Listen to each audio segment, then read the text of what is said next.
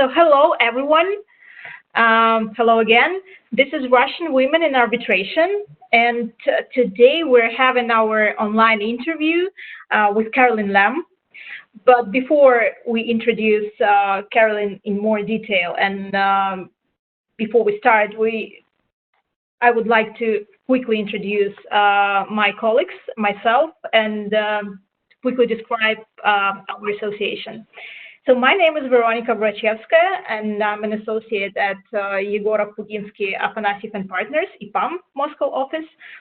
My colleagues are Tuyana Molokhoeva, who is an associate at Bryan, Leighton, Paisner, Moscow office, and Elena Burova, who is a senior associate at Ivanyan and Partners, Moscow. And so together we founded the Russian Women in Arbitration Association. And the idea behind that initiative was actually to create a professional community, to create a platform for female practitioners to share their examples, to tell their stories about building career in international arbitration, to inspire young female practitioners, and to promote gender diversity and women leadership in Russia.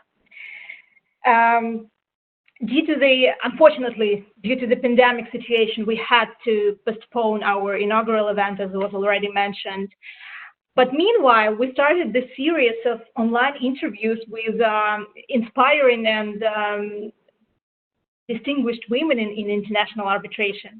And we are really happy to have today with us Carolyn Lamm, who is outstanding and figure in international arbitration. And Carolyn is a partner in White & Case, Washington, D.C. office. She acts as a lead counsel in significant and big cases. And many of the cases where Carolyn represents her clients and represented her clients became historical, and actually they shaped the investment arbitration case law. Carolyn represents several states all over the world, and including the Russian Federation. Carolyn also serves as an arbitrator. Besides that, she is a distinguished faculty chair at the University of Miami School of Law in the White & Case LL.M program in international arbitration. She is a former president of the American Bar Association. She has been recognized repeatedly for her professional expertise in international arbitration. And I think I'm going to stop here because this can go on for very long, because Carolyn has really many more recognitions, awards, and initiatives and memberships in legal associations. So we are really excited to start this interview. But before we actually start, I will just remind that for the audience that you can write your questions in the right box. There is a special box, and so we can address them a bit later or during the interview. So I will start with the first set of questions, and my colleagues Tuyana and Elena will continue. And the first question is, Carolyn, so you joined White & Case and started practicing international arbitration in early 80s. So can you tell us how was it? How was it like to start and to build a career at that time in a sphere which I suppose was still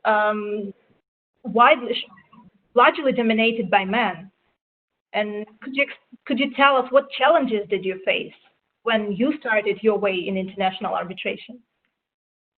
Well, I reflected a little bit on that, because as you're going through it, that's just the way it is. So you don't realize quite as much. And certainly when I went to law school, there were 10 women out of 376. So it was a starkly different situation. And I then went to the Department of Justice as a trial lawyer. And there too, there were like 20 women out of 400. So it was a very different time. But reflecting on it, you think, as you stand back from it, what really did that do to me as a lawyer? And I think first it makes you a better lawyer because you know that you've got to demonstrate professional excellence or you will be excluded and marginalized in any event. And so I do think it had a positive effect in terms of you just had to excel and do the very best for your clients. The other thing I think that, as I moved to a law firm in the early 80s, I kind of realized, no one's going to give me a lot of business. I better go out and get it on my own because they're unlike the good old boy network and, maybe just playing golf together. Women weren't included in that many things, maybe not as deliberately, but I suspect it was. But I just figured out you're going to have to do this on your own. And I just had the confidence I could, and I kept trying and trying and trying until I did.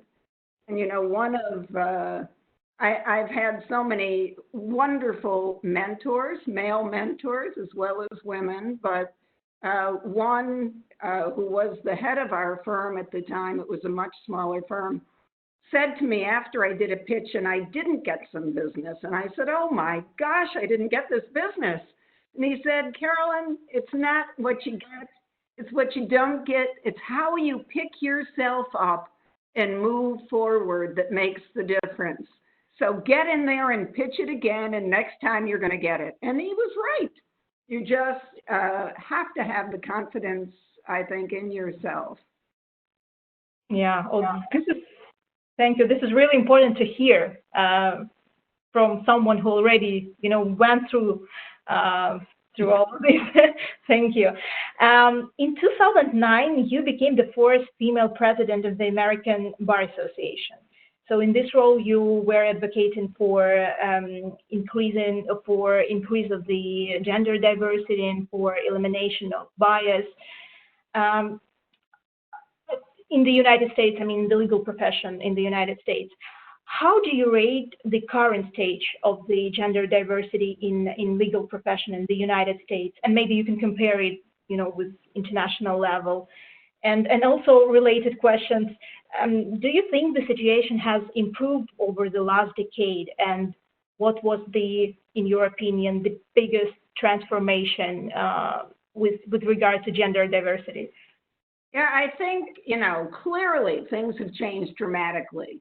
Things have changed dramatically so that we now have law school classes that are at least half women. We now have incoming classes at law firms that really have huge, proportions of women, and women achieving in terms of top ministerial positions in governments, et cetera. So, I think we've solved some of the pipeline issues, the opening of the doors, the ability for women to get in and see some opportunities. I don't think we're close to there yet in terms of full equality. I think there is much to be done. When I was president of the ABA, I had a commission on women and gender diversity, et cetera, and we did a monograph examining what are the pathways to success in each of the sectors of the profession, looking at, inside corporations, inside law firms, in almost any kind of practice. What do we have to do to assure that women can be successful? From everything, including how do you do performance evaluations, how do you make sure you're sufficiently inclusive so that as they grow up in the profession, they know how to be successful. And I think it's very important to continue doing those sorts of things because it takes a long time and a lot of work, and you can see the statistics. Even in law firms, I know in Russian law firms as well as U.S. law firms, the equity partners still are not half and half. Yeah. That's what the profession is, and that's what our society is. So there's a ways to go. But as women become, top in professional fields, and Gazprom Bank, for instance, Elena Burachevskaya, who's fabulous, as you see women rise to the top of various places, they will choose women to work with. And so I think that's really important in terms of making progress. Yeah, thank you. I mean, there's still work to do, but it's really good that things are changing, that something is changing. Yeah. You are also head of ICCA Task Force on Gender Diversity and Discrimination. Could you tell us a little bit more about this initiative and what are your next steps and plans within this initiative? Yeah, no, that is fabulous, and I'm very, very excited about it. It's something that I really felt strongly we had to do. And yes, we have the ERA pledge. Yes, we have Orbital Women. Everybody's made progress. But I wanted to, in a very analytical way, look at each of the major orbital institutions and assess really with all of those efforts, where are we? What do the numbers look like?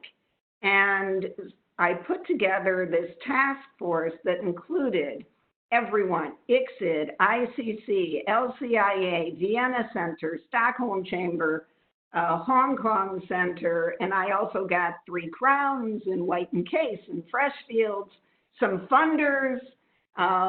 We have Burford, and I did a survey of 30 women who are prominent arbitrators. So we got all of their input.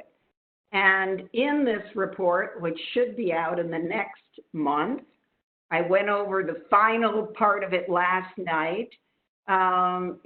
It's about a 200-page report that analyzes where we are, why diversity matters, why diversity matters in international decision-making, why it matters to have tribunals that reflect our society, why it matters to have women on teams, and really analyzes each aspect of the international arbitral process, looking at where we are, applauding all of the progress we've made, but saying, you know what, there's a gap. There's still a big gap. And here's what we've got to do to fix it. And so this report not only analyzes where are we and where do we need to go, but it has sections in it that I've taken from all these interviews, et cetera, that say, okay, you're a young practitioner. How do you build your reputation? What do you do to assure that as you get to the point where you've got the experience, you might get appointed? And it goes through, female candidates, female funders, female clients, about making choices and really assessing at a more granular level, what's the pathway to success here? And so I'm very excited, and it'll be, I think, an excellent report. I had such good support from all of the institutions and, lawyers from White and Case, lawyers from 3 Crowns, really did an incredible amount of work. We had no budget, no funding, we just worked. And we will have a great report through ICCA. ICCA will publish it. It'll be on the Kluwer website. It's going through final editing. So I think by the end of June, beginning of July. It was supposed to be out for the February ICCA meeting, but unfortunately that's delayed until, well, I guess it was the May ICCA meeting is delayed until next February. And we'll have a breakfast there to introduce it. But it's going to be out in print on the Kluwer website, within a month. Oh, that's great. That sounds really great and exciting. We will be waiting for the report. I have to say, I think it's really good. I hope everyone does. For sure. Yeah, apart from acting as a counsel and arbitrator, you're also the distinguished faculty, as I mentioned, the distinguished faculty chair at the University of Miami School of Law, and you're head of LL.M program in international arbitration. And I think this program is becoming more and more popular here in Russia among students and young practitioners. So could you tell us a little bit more, and could you tell us what are those specific features of this program that distinguish it from other programs in international arbitration? Well, there are many. First, I have to give credit where credit is due. Jan Paulsen and Marike Paulsen started the program in 2009, and they really put it together.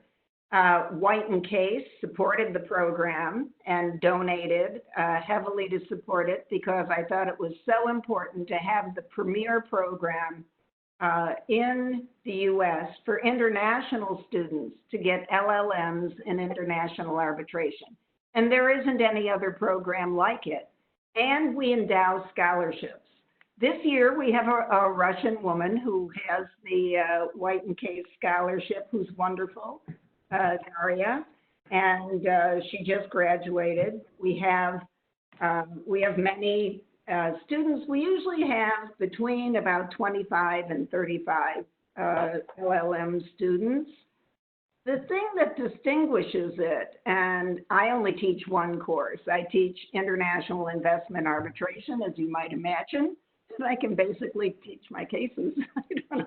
But the others, it really covers the entire scope of international arbitration. We have, oral advocacy, commercial, maritime, but all international.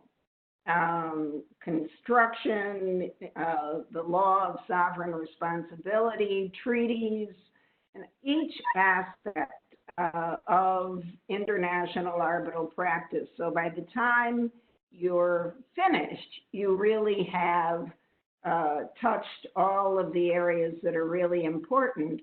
And we still have Jan and Marike teaching, Albert Jan Vandenberg and Nishua, his partner, teaches, Meg Kinnear teaches from ICCA.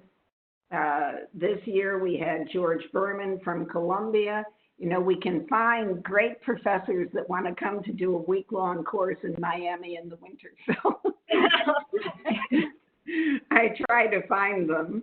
And we have some Miami practitioners as well, Jose Estigarragua, so we're doing Latin American arbitration. So we really have a great faculty and a very stimulating program. There is not another program that is as intensely focused. And we place our students well in a number of, great firms here and in the U.S. as well as in Russia. We have some of our students going back to work there. The visa that you get as a student lets you stay here for 1 year, OPT, and practice with a firm, and then you return to your home country. So we get the best of both worlds. We get a lot of great students. We get them for a year practicing with us, and then they're our friends, and they go back to many other firms. So it really is, for me, I find it very stimulating. The students, I usually use one of my cases as a exam question. I did do UCOS this year.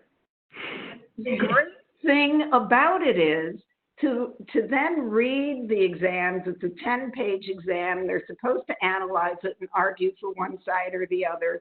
Thank God no one argued for the claimants. But they have different ways of thinking about things. They look at different cases that are persuasive. They look at different theories. And so it's as interesting for me as it is, hopefully for them to read what they've done and what they think about and what they think is important. I learn Hopefully they learn. Yeah, that must be inspiring. But do you have many Russian students? You mentioned. Yes. We have. We usually have 2 or 3, and I hire a lot of them.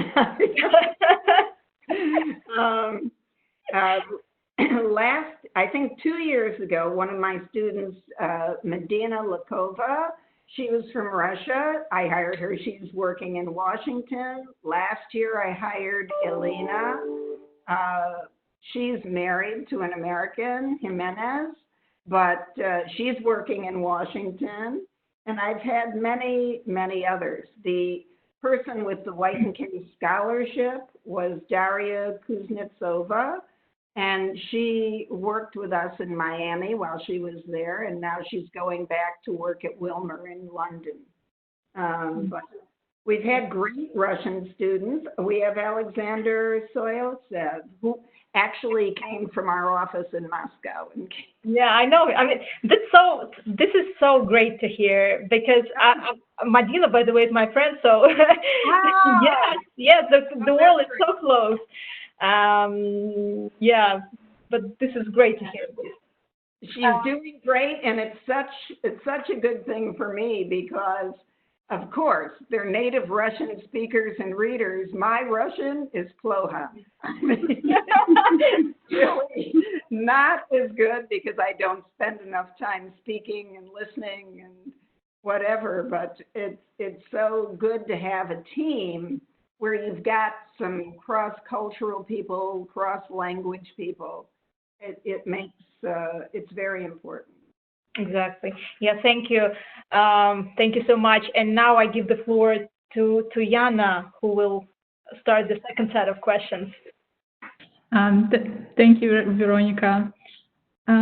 So talking about cross-cultural issues, so you represent lots of foreign clients and foreign countries, foreign governments, and which are really different from each other and from the US, especially in terms of culture.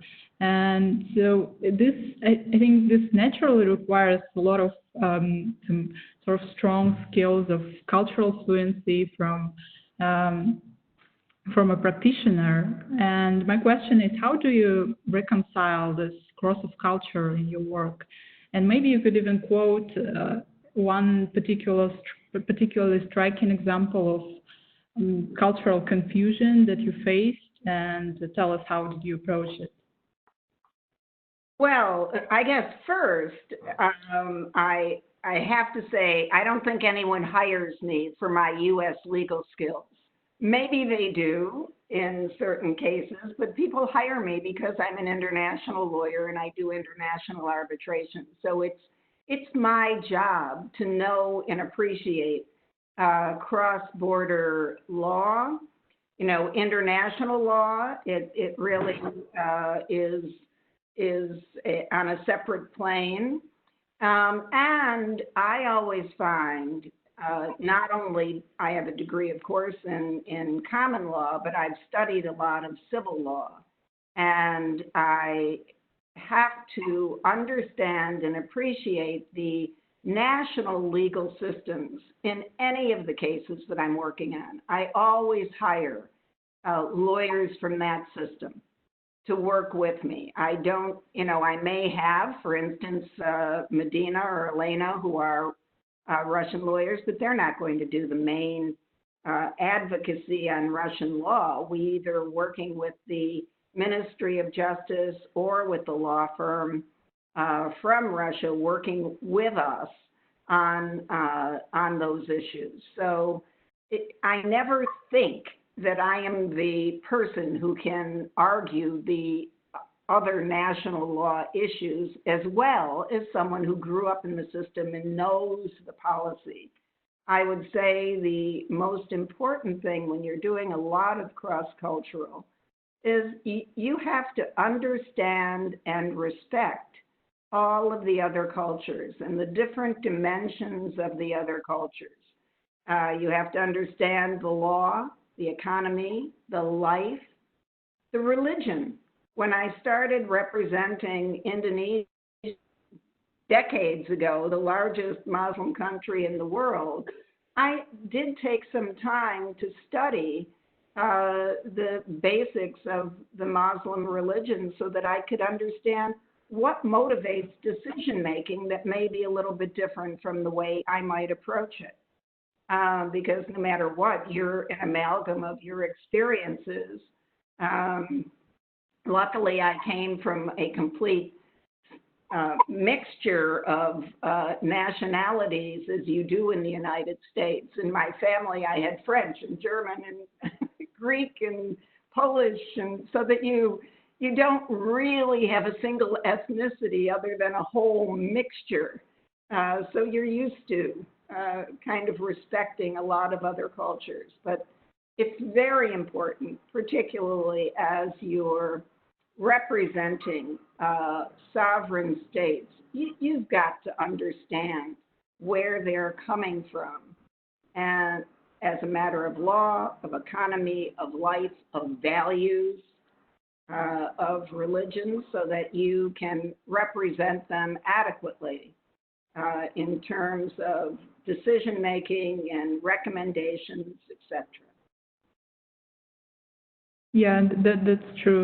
That's really important consideration that you mentioned. So as earlier was mentioned numerous times, you represent Russia a lot these days, and you participate in the various proceedings relating to the UCAS awards. And so my question is, have you noticed any specific features of the Russian legal culture or legal market that are somehow noteworthy to you as a lawyer with mainly common law background?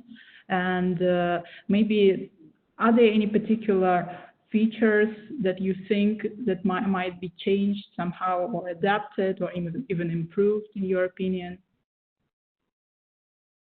You know, I always think that having understandings of the different legal systems are important. And I think Russia has made tremendous advances from the time in the early 90s when it opened up. And it had certainly in the early years growing pains, as anyone would, changing from such a centrally controlled economy and legal system to one that's more market-based. And so I think there have been tremendous reforms, tremendous changes, you know, and I have a great deal of respect for many of the initiatives, such as the St. Petersburg Legal Forum, where, you know, some 2,000 lawyers from all over Russia, Europe, wherever, come together to examine legal issues, promote the rule of law, promote the profession. I think that more than the seeds are there to make some fairly dramatic change. And I must say, certainly, in the people that I've worked with, the lawyers from the Ministry of Justice, from many of the ministries, they're talented, they're well-meaning, they're principled, they want to see progress. And so I think things are absolutely moving in the right direction in terms of the profession, in terms of respect for the rule of law, and certain changing procedures.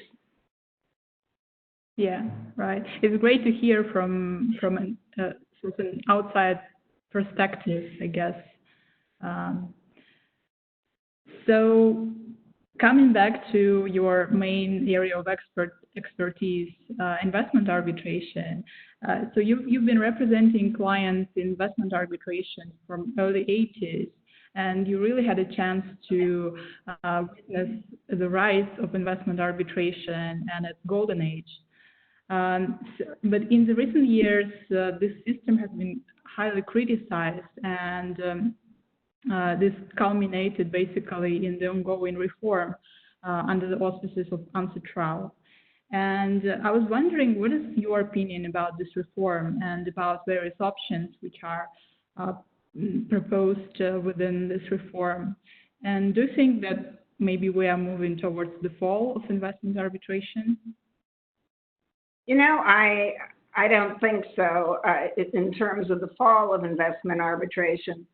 I think, you really have to appreciate exactly what it is and what the benefits of investment arbitration are.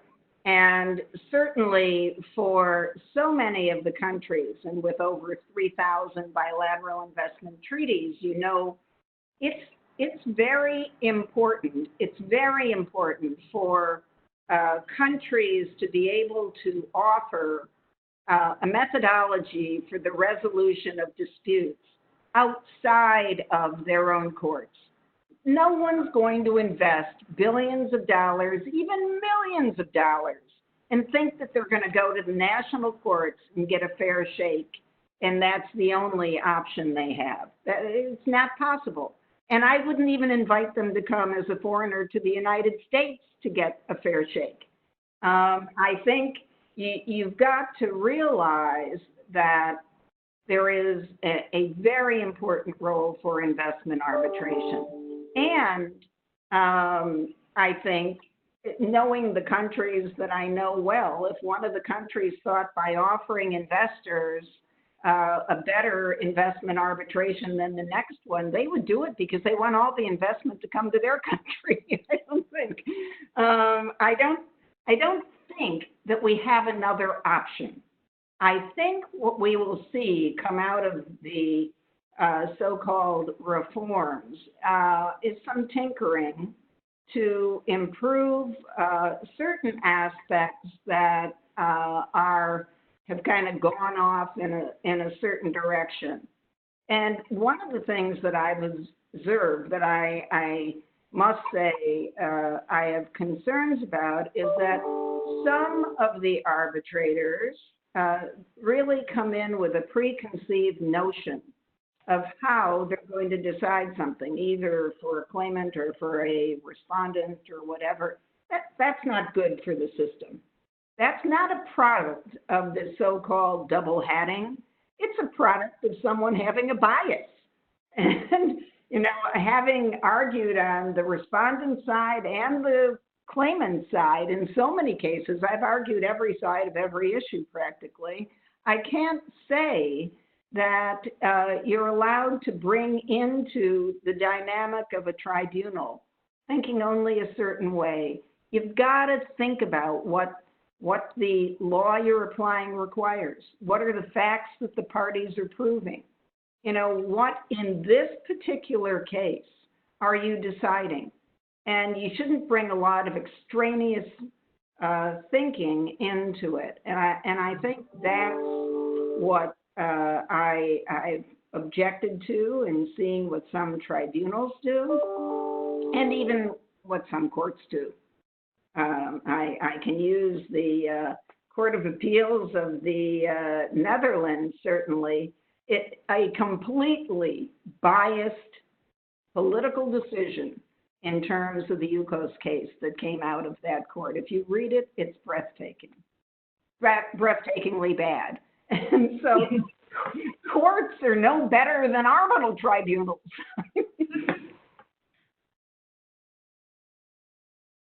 Well, honestly, when I read the judgment of, I think it was the analysis of the judgment of the first instance court, I was surprised by its reasoning as well. So it really depends from the point of view which you are actually looking. But again, talking about the appellate, about various options, what do you think about the appellate mechanism? Do you think that investment arbitration should have some, in some form, the option to appeal against the decision of the arbitral tribunal, whether it is an ad hoc tribunal or it is some kind of a court of the second instance? I don't. I think now you have set-aside proceedings, whether it's an annulment proceeding in ICCID or under the, unsurrounded model law, the national laws, you move for set-aside. While it's not the same as an appeal, if there are egregious problems with an award, you have an outlet. And then under New York Convention, you obviously under Chapter 5 have any number of, procedural inadequacies that you can raise in terms of enforcement. So I think what's there is there. I have a problem with if you have arbitrated a case for however many years, 5 years, 10 years, and then you have an appeal before you have a set-aside, before you have an enforcement proceeding, you've protracted it. And what's to say that this body of whomever, selected by whomever on this appellate body, is going to make any better decision than the ad hoc committee or the set-aside court would be making?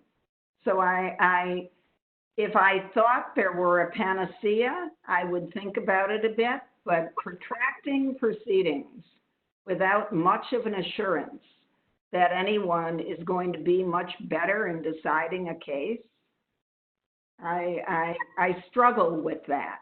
And what are they going to do if it's like a regular appeal? Are they going to then refer and remand it back if it's decided inconsistently with the law, back to the same tribunal? I just don't know that an appellate mindset works with arbitration. Yeah, and it's really surprising how divergent are views with respect to just commercial arbitration and investment arbitration.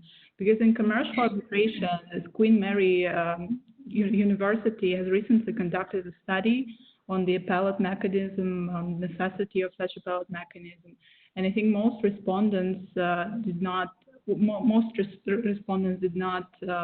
actually see the usefulness of such appellate mechanism.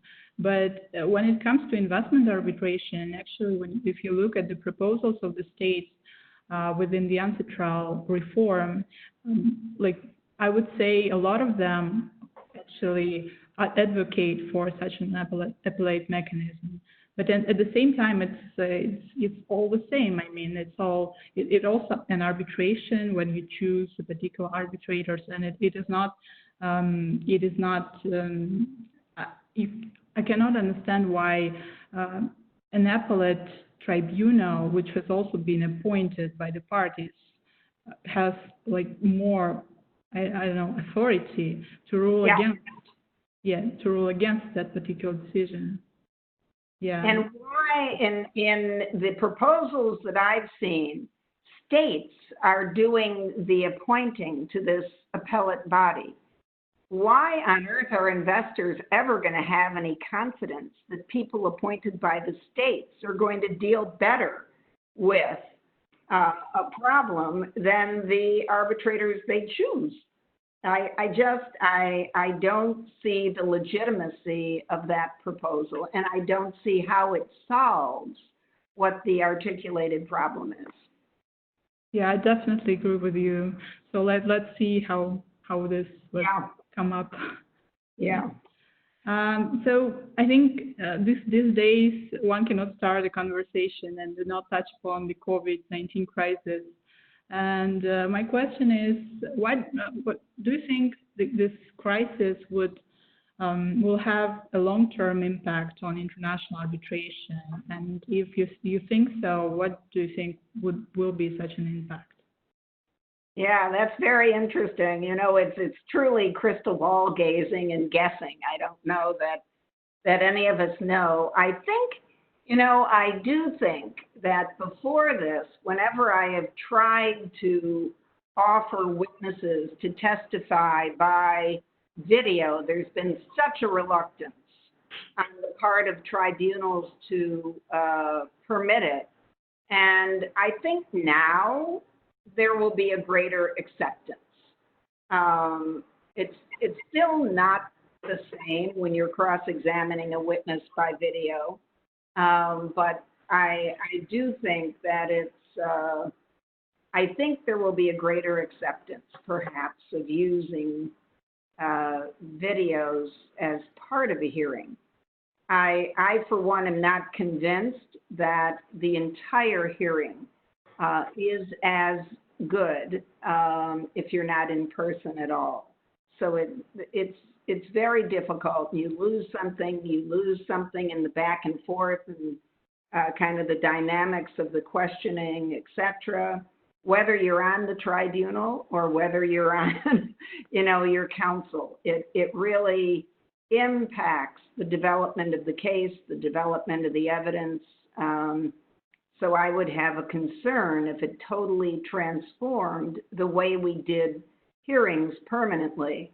We all appreciate that we must make do during the time of the crisis, but I don't know that everyone's going to accept from now on that that's the only way to do things. Yeah, and do you expect a lot of cases maybe coming from the circumstances of this crisis, maybe investment cases? I do. I think, and I'm actually doing a GAR Live program on the COVID crisis, both looking at the due process issues in virtual hearings, but also looking at defense of necessity, public health crisis, the measures that states have taken, whether in fact they were excessive, whether in fact they were legitimately taken, and then all of the national law defenses, in terms of the various ways you can attack the impact of what's gone on, completely changed circumstances, completely onerous financial conditions, et cetera, and who's going to be responsible for that? It's difficult and challenging. That would be really interesting to see. So thank you, Carolyn. I will just now pass to Elena, who will continue this conversation. Thank you, Tuyana. But before I proceed with the questions that we have for Carolyn, let me quickly remind to our audience that we have an opportunity to ask questions directly to Carolyn, and this is a unique chance. So make sure that you come up with some interesting questions that we will address to Carolyn either directly during our interview or after we ask our questions. So far, we have not received any questions, so we are looking forward to them.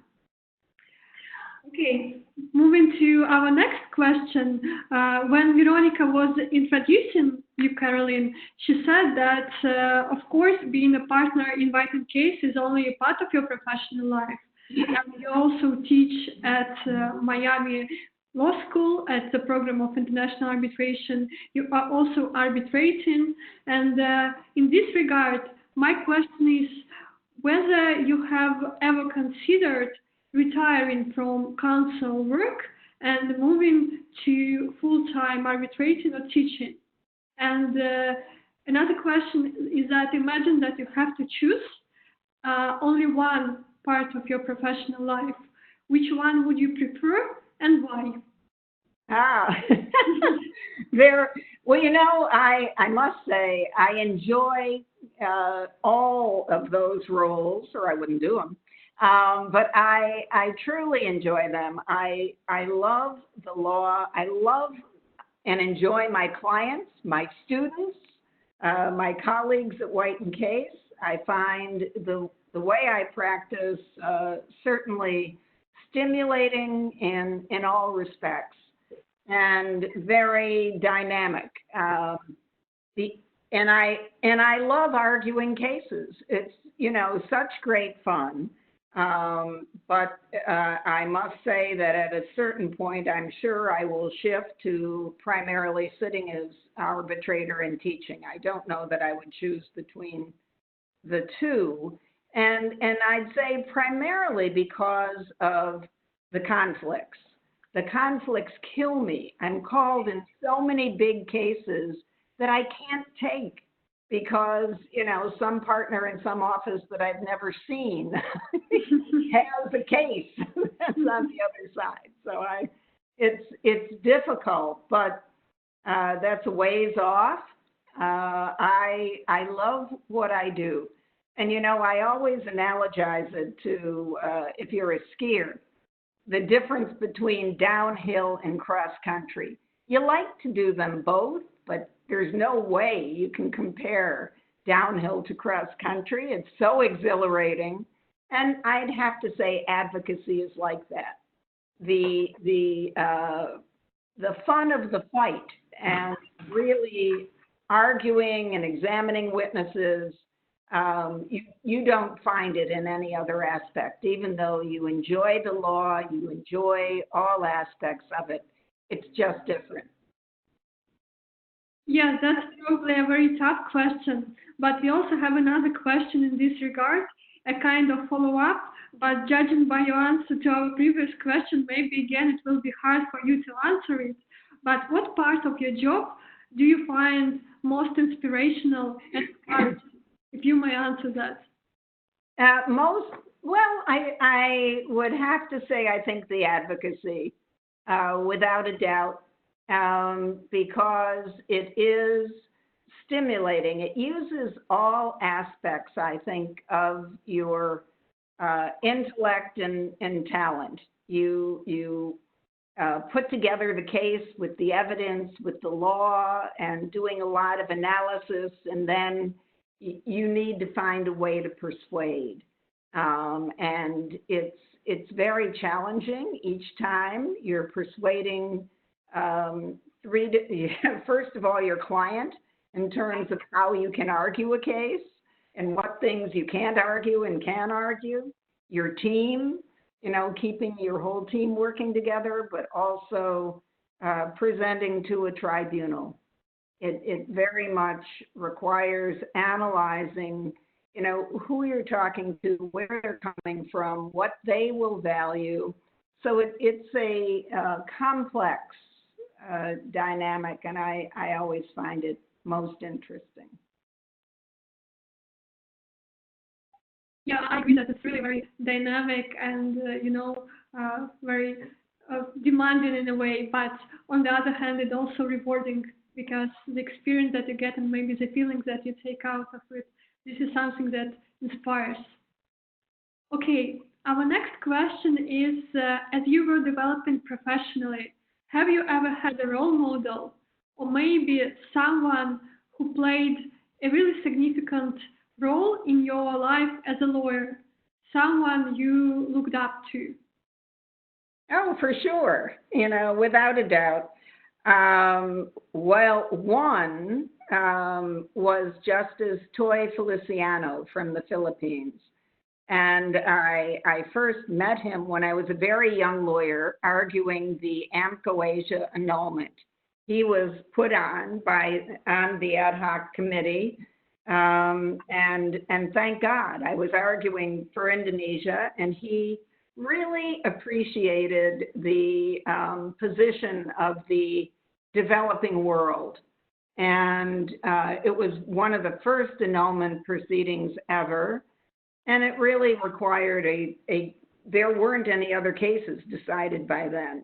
Klockner came out mid-proceeding, so it was you were at the cusp of new law. I met him there, but we were then, we sat on the same tribunal in the ADF case and versus the United States. I was appointed by the U.S., he was the president. And he was fabulous in that case. And then we were co-counsel in the Fraport case. He did the Philippine law and international, and I was doing international. But just a brilliant person, an incredible lawyer, an incredible intellect, but also, I think, just decent, very kind, appreciative of the other lawyers, of the other parties, etc. So he was always a significant role model for me and mentor. But there, I've had many. I've been blessed. I've had many, and each person you kind of look at and you think, oh, that's wonderful, and you, you take a little part of it for yourself. Yeah, that's great when there are such people around us who can really inspire and who can, guide us throughout our lives in different moments, actually, because sometimes this is what helps to move forward. And it's great that in your life there was also someone like that to whom you could look up to. Okay, but by the way, we have a question from the audience. So we have a question from Claudia Neon, and Claudia asks you, what skills do you think present young practitioners should possess that is unlike the kind of skills practitioners in the past? Well, in some respects, I think they are very much the same in terms of developing analytical ability, writing ability, advocacy. But I think in the past, you didn't develop as much on the computer. And I always think, and I discuss this with my sons and with my younger associates, I think in my head. I argue from what I put into my head. They say, no, we think on the screen. We have to see it written before we can really assimilate, etc. And it's just a different methodology, not only in terms of thinking, analyzing, and structuring how you advocate, but also the quantity of information in today's world is so massive. It takes a true skill to synthesize it and focus it and decide what's legitimate, what's not, and what can you use, what can't you. And that is something, certainly when I was growing up as a lawyer, you never had way too much. You had to ferret things out. Now you have way too much. You have to ferret out what's good, what's bad, what's fake. So it's a little different.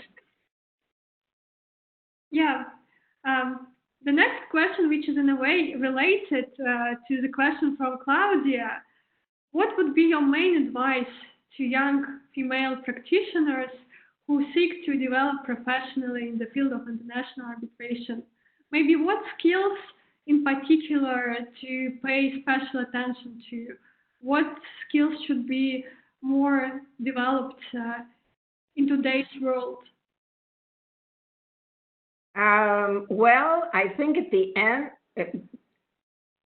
end of the day, it has to be your ability to, read and analyze the evidence and the law, and to really formulate a strategy that is a winning strategy. And that sounds very simple, but it's very difficult to develop a vision in terms of what the evidence is, and when you see that there are aspects of the evidence that don't make sense, you've got to stop, you've got to go back to the client and examine more what went on, how it went on. So you're constantly questioning with an inquisitive mind what you see to assure that it is in fact what you're going to present. And to listen. You listen to what your clients say, but you listen to what your opponents say. And you try to sort out, why are they wrong? How do I prove them wrong? Why are they right? And how do I adjust what I'm saying to rebut that? So it is, it's a lot of very granular work on facts, evidence, law, persuasion. Yeah, thank you very much, Carolyn, for this great piece of advice. I think that we have a couple of other questions from our attendees, and now I will now pass the floor back to Tuyana, who will moderate the questions from the audience. Thank you. Thanks, Elena. Yes, we also have a couple of questions from Isabella Harlamova of Baker Botts, and she's asking, you have been practicing international arbitration for many years, and you have had so many great moments along the way. But we all start with our first case, our first winning moment. Do you remember the first time when you thought, I own it? Was it at the hearing room or in a meeting with a client or opposing party?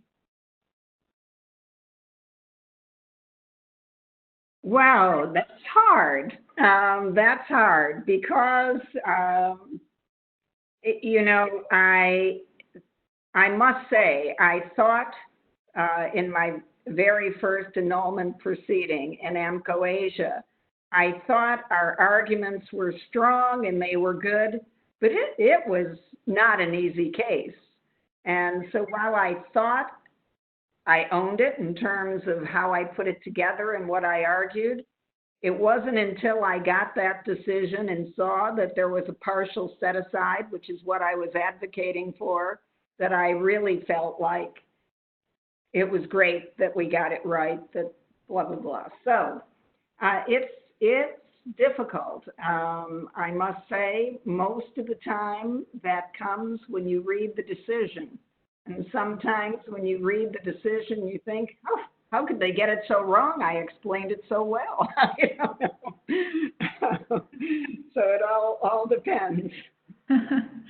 So I guess mostly it happens in your office when you read the decision. Yeah, right. Okay, and the next question from Isabella is: Have you ever had to make a choice between your personal situation and a work-related issue? And if I may, what did you choose in this situation? Well, that's exceedingly difficult. Fortunately, I've had a very supportive husband. And so when I had to, we divided up very equally taking care of our children. And so if I had a trip, he tried to stay home and vice versa. So we, by managing and dividing up in an equal way, I think we managed to be there for our kids when they needed us most. It's never perfect. It's, and you have to find ways. There were certain times when I had, big arguments in front of a tribunal, and I just had to delay doing something else with my family. So you learn to manage them so that you can do both. Thank you. I also see that there are some questions in the Q&A box, but unfortunately I can't see them myself. So if Veronika could... there is a small question also from the audience, from I think moot courts participants. So Carolyn, how do you find moot courts, FDI versus Frankfurt Investment Moot Court? What would you choose? Well, I think they're very good. I think they really help you develop as an advocate. You develop your confidence, you develop how persuasion works, etc. So I fully endorse doing them and working hard at doing them. I think the FDI is fabulous. I chaired the final session this year in Miami, and it was amazing. I didn't know where the teams were from, and it turns out one was from St. Petersburg and one was from Moscow State. They were arguing against each other, but without a trace of an accent. They all argued perfectly in English. I had no idea where they were from. Wonderful. Yeah. Yes, I actually was present at the finals and had a chance to hear. They were great, weren't they? They were both great. They were both absolutely, great. Absolutely. So do we have any other questions? I don't think so. Not that I can see either. I can't see any. So okay then. Maybe thank you very much, Carolyn, for taking your time. We have been here online for more than an hour, slightly more than an hour, and I think that it was a very thought-provoking and exciting and enriching discussion. And we hope that for you as well, this was enjoyable, that you also take something useful from this experience. So on behalf of the Russian Women in Arbitration Association, thank you very much for participating. And I also would like to say thanks to our attendees. Thank you for your interesting questions, and thank you for taking time to join our online event. Stay tuned. There will be some other events, either offline or online. Join us. Feel free to reach out to us directly, to Veronika, to Tuyana, or to myself to learn more about our association. And of course, stay healthy and stay safe. Thank you so much. This was great. Thank you. Thank you, Carolyn. Bye. Thanks again. Thanks. Bye. Bye-bye. Thank you very much. Bye. Bye. Thank you. Bye-bye.